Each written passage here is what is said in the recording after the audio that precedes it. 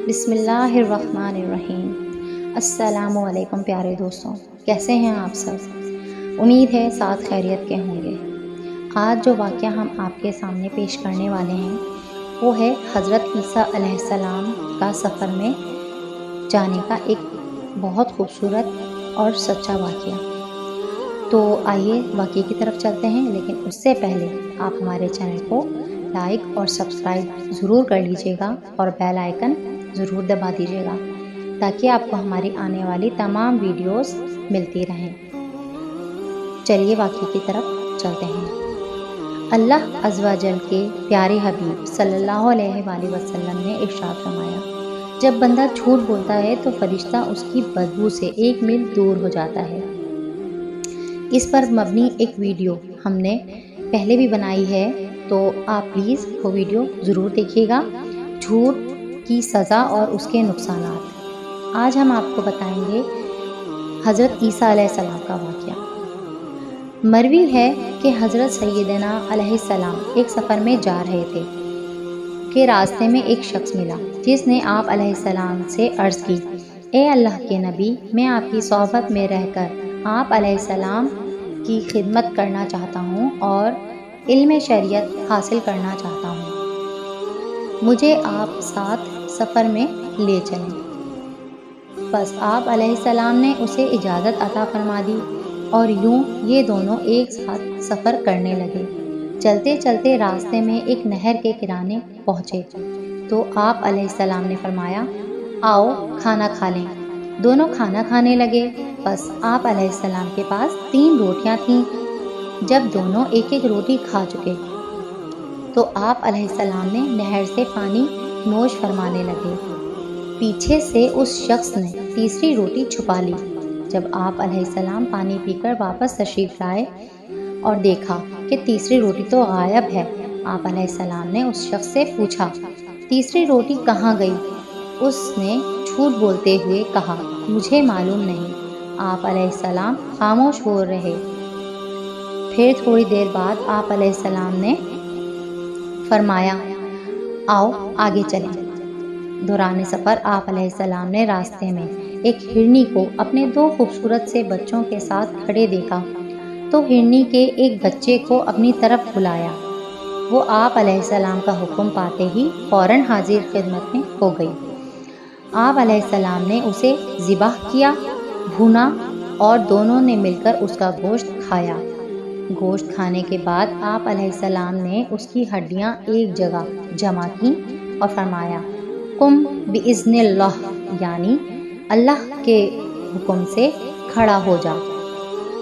تو یکایک ہرنی کا وہ بچہ زندہ ہو گیا اور پھر اپنی ماں کے پاس چلا گیا۔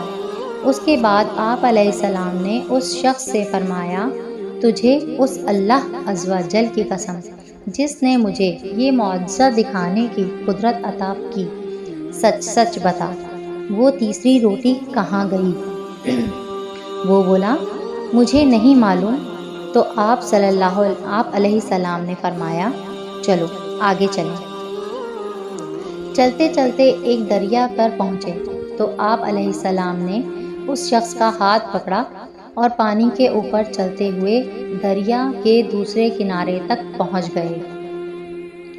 اب آپ علیہ السلام نے اس شخص سے پھر فرمایا، تجھے اس اللہ عز و جل کی قسم جس نے مجھے یہ معجزہ دکھانے کی قدرت عطا کی، سچ سچ بتا، وہ تیسری روٹی کہاں گئی؟ اس بار بھی اس نے یہی جواب دیا کہ مجھے نہیں معلوم۔ تو آپ علیہ السلام نے فرمایا، آؤ آگے چلیں۔ چلتے چلتے ایک ریگستان میں پہنچ گئے جہاں ہر طرف ریت ہی ریت تھی۔ آپ علیہ السلام نے کچھ ریت جمع کی اور فرمایا، اے ریت، اللہ عز و جل کے حکم سے سونا بن جا۔ تو وہ ریت فوراً سونا بن گئی۔ آپ علیہ السلام نے اس کے 3 حصے کیے اور فرمایا، ایک حصہ میرا، دوسرا تیرا اور تیسرا اس کا جس نے وہ روٹی لی۔ یہ سنتے ہی وہ شخص جھٹ سے بولا، وہ روٹی میں نے ہی لی تھی۔ یہ معلوم ہونے کے بعد حضرت سیدنا علیہ السلام نے اس شخص سے فرمایا، یہ سارا سونا تم ہی لے لو، بس میرا اور تیرا اتنا ہی ساتھ تھا۔ اتنا کہنے کے بعد آپ علیہ السلام نے اس شخص کو وہیں چھوڑ کر آگے روانہ ہو گئے۔ وہ اتنا زیادہ سونا مل جانے پر بہت خوش تھا۔ جب بہت سارا سونا ایک چادر میں لپیٹ کر واپس گھر لوٹنے لگا تو راستے میں اسے 2 شخص ملے جنہوں نے اس کے پاس اتنا سونا دیکھ کر اسے قتل کر کے سارا سونا چھین لینے کا ارادہ کیا۔ چنانچہ جب وہ اسے قتل کرنے کے ارادے سے آگے بڑھے تو وہ شخص جان بچانے کی خاطر بولا، تم مجھے کیوں قتل کر رہے ہو؟ اگر سونا لینا چاہتے ہو تو ہم اس کے 3 حصے کر لیتے ہیں اور ایک حصہ آپس میں بانٹ لیتے ہیں۔ وہ دونوں اس پر راضی ہو گئے۔ پھر وہ شخص بولا کہ بہتر یہ ہے کہ ہم میں سے ایک آدمی تھوڑا سا سونا لے کر قریب کے شہر میں جائے اور کھانا خرید کر لائے تاکہ کھا پی کر سونا تقسیم کریں۔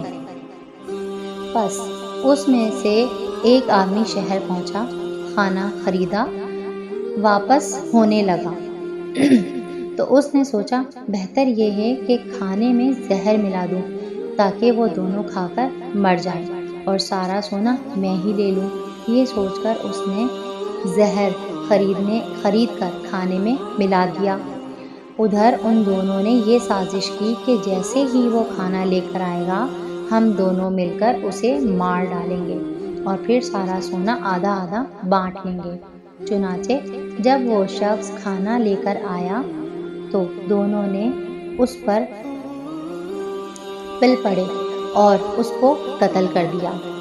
اس کے بعد خوشی خوشی کھانا کھانے کے لیے بیٹھے تو زہر اپنا کام کر دکھایا اور یہ دونوں بھی تڑپ تڑپ کر ٹھنڈے ہو گئے اور سونا جوں کا توں پڑا رہا۔